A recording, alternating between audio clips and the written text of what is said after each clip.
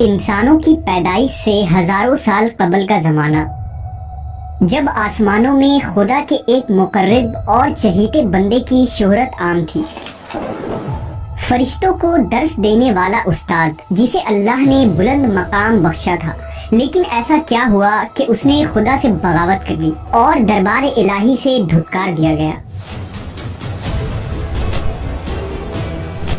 حضرت آدم علیہ السلام کی پیدائش سے قبل آسمانوں پر دو قسم کے مخلوق رہتی تھی، ایک نوری اور دوسری ناری۔ نوری مخلوق نور سے پیدا کیے گئے تھے جسے ملائکہ یا فرشتہ کہا جاتا ہے۔ یہ دن رات عبادت الہی میں مصروف رہا کرتے تھے اور ان کے یہاں نہ عورتیں ہوتی تھی اور نہ ہی ان کی نسل چلتی تھی۔ دوسری مخلوق ناری یعنی جنات تھے جو آگ سے پیدا کیے گئے ہیں۔ ان کی عورتیں بھی ہوتی تھیں اور ان کی نسل بھی خوب پھیلتی تھی۔ خدا نے انہیں اپنی حمد و ستائش کرنے کے لیے بنایا تھا۔ یہ سب اللہ کے آسمانی لشکر تھے۔ وہ اس مقصد کے لیے بنائے گئے تاکہ اپنے خالق و مالک کو جانیں، اس سے شادمان ہو، ہمیشہ تک اس کی خدمت اور عبادت کریں۔ ایک مسلمان کے ایمان بالغیب کا تقاضا ہے کہ وہ ان تمام مخلوقات کے بارے میں جو کچھ قرآن و حدیث سے ثابت ہے اس پر بلا کسی کمی و بیشی اور شک کے ایمان لائے۔ انہی مخلوق میں ایک معزز ہستی عزازیل تھا۔ عزازیل کا مطلب ہے خدا کا عزیز۔ اسے اللہ نے دہکتے ہوئے آگ کے شعلوں سے پیدا کیا تھا۔ حضرت آدم علیہ السلام کی پیدائش سے 144,000 سال پہلے سموم جنات کی پیدائش ہوئی۔ یہ جنات کا بابائے آدم تھا۔ سموم جن کو زمین پر بھیج دیا گیا، جہاں 300 سال گزرنے کے بعد زمین پر اسے اپنی نسل کی جن مخالف ملی، جس سے اس نے شادی کر لی اور وقت گزرنے کے ساتھ کثیر تعداد میں اس کی اولادیں ہوئیں۔ ابتدا میں تو یہ قوم جنات اللہ کے فرما بردار اور اطاعت گزار تھے، لیکن بہت جلد یہ سرکش اور نافرمان ہو گئے۔ جب ان کی بدعمالیوں کی حد پار ہو گئی تو کثیر تعداد میں جنات نے موت کا ذائقہ چکھا اور وہ مر گئے۔ اس دوران جو نیک جنات تھے وہ باقی بچ گئے اور ان کی نسل آگے بڑھی۔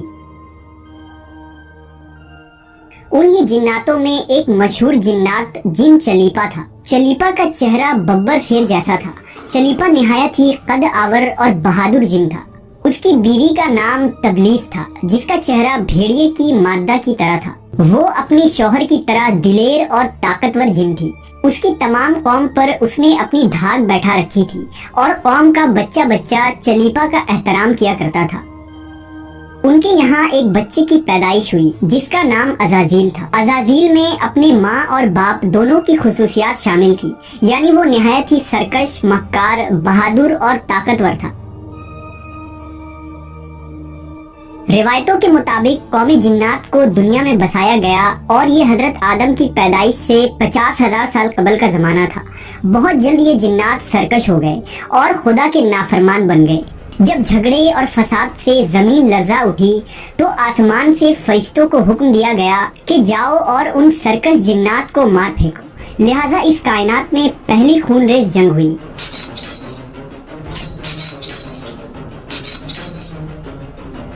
جس میں عزازیل کے ماں باپ یعنی چلیپا اور تبلیس نے بڑی بہادری سے جنگ کی، لیکن فرشتے ان پر غالب آ گئے۔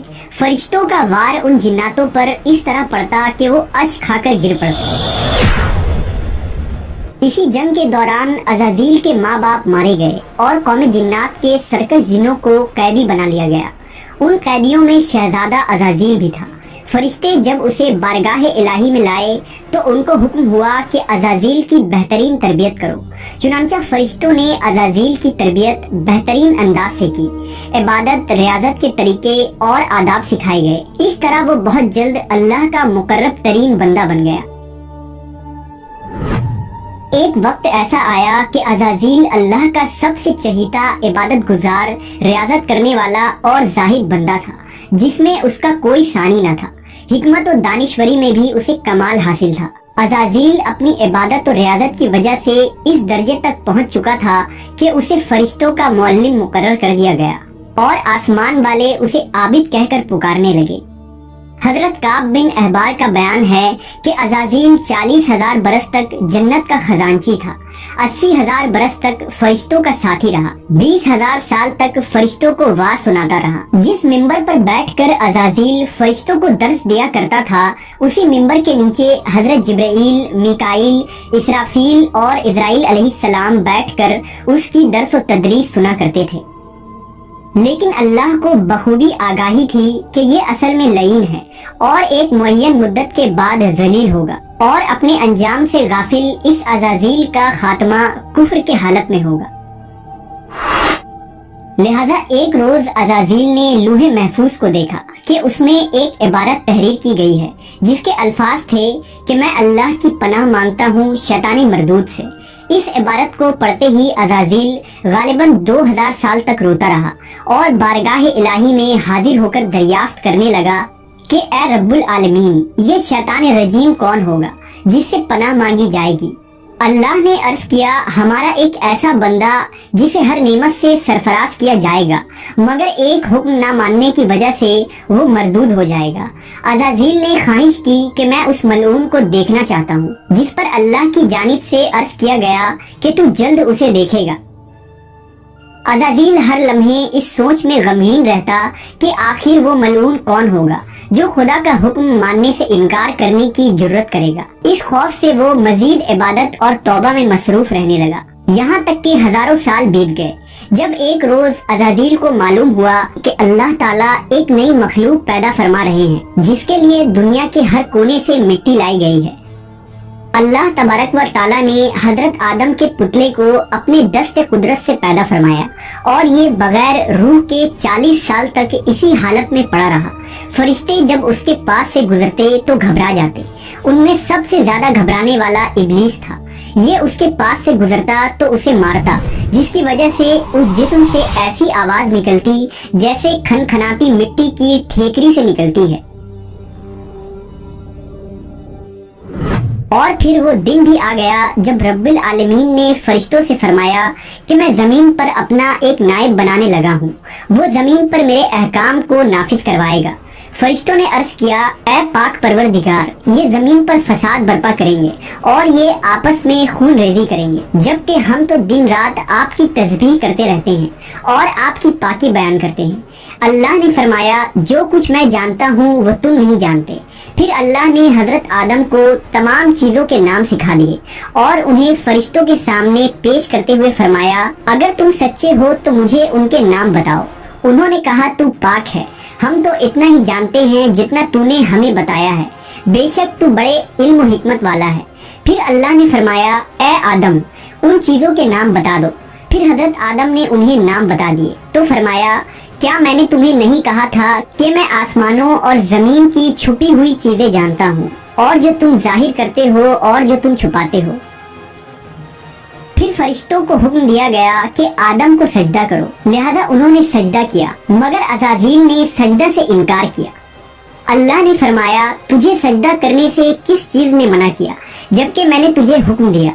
وہ کہنے لگا، میں اس سے بہتر ہوں کہ تو نے مجھے آگ سے بنایا اور اسے مٹی سے بنایا ہے۔ میں ایسا نہیں کہ اس انسان کو سجدہ کروں جسے تو نے سڑے ہوئے کھنکھناتے گارے سے پیدا کیا ہے۔ اللہ نے فرمایا، اب تو یہاں سے نکل جا، کیونکہ تو مردود ہو چکا ہے اور قیامت تک تجھ پر میری پھٹکار ہے۔ عزازیل نے کہا، اے میرے رب، مجھے روز محشر تک کی مہلت دے دے۔ فرمایا، جا، میں نے تجھے متعین وقت کے دن تک مہلت دے دی۔ اس نے کہا، مجھے تیری عزت کی قسم، میں ان سب کو یقیناً بہکاؤں گا، ان پر حملہ کروں گا، ان کے آگے سے بھی اور پیچھے سے بھی، اور ان کے دائیں جانب سے بھی اور بائیں جانب سے بھی، اور آپ ان میں سے اکثر کو شکر گزار نہیں پائیں گے۔ اللہ نے فرمایا، یہاں سے ذلیل و خوار ہو کر نکل جا، ان میں سے جو شخص تیرا کہنا مانے گا میں ان سب سے جہنم کو بھر دوں گا۔ اور یوں بارگاہ خداوندی سے دھتکارے جانے کے بعد عزازیل ابلیس بن گیا۔ اپنی غرور و تکبر اور رونق کی بنا پر اس کی ہزاروں سال کی عبادت و ریاضت ضائع ہو گئی اور اسے عرش سے فرش پر پٹک دیا گیا۔ اسلام کے علاوہ دوسرے مذہبی کتابوں اور عقیدوں میں بھی ابلیس یا عزازیل کا ذکر ملتا ہے۔ یونانی کتابوں میں اسے اپولین اور کتاب مقدس میں لوسیفر یا سیٹن کہا گیا ہے۔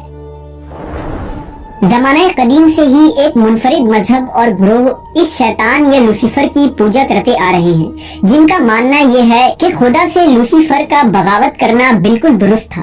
वो अजाजील को एक अजीम कुव्वत करार देकर खुदा की मुखालिफ में खड़ा करते हैं और शैतान की इबादत करते हैं। इस मजहब के मानने वालों को सैटनिस्ट कहा जाता है।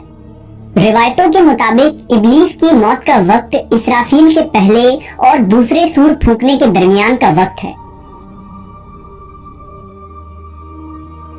जब उसे दी गई मोहलत पूरी हो चुकी होगी और वो जलील खार हो जाएगा। कुरान मजीद के मुताबिक रोज हश्र खुदा के फैसले के बाद इब्लीस अपने पैरोकारों से ऐलान बरात करते हुए कहेगा कि तुम अपने गुनाहों के खुद जिम्मेदार हो। नेज वो कहेगा कि खुदा ने तुम्हें सच्चा वादा दिया था और मैंने जो वादा तुम्हें दिया था मैं उसकी मुखालफत करता हूँ। मुझे तुम पर किसी किस्म का कोई तसल्लुत हासिल नहीं था सिवाय इसके कि मैंने तुम्हें बुलाया और तुमने मेरी पुकार पर लब्बैक कहा। बस मुझे मलामत न करो, अपने आप को मलामत करो। अब मैं तुम्हारा फरियाद रस नहीं हूँ और ना तुम मेरी फरियाद रस हो सकते हो। अजाजील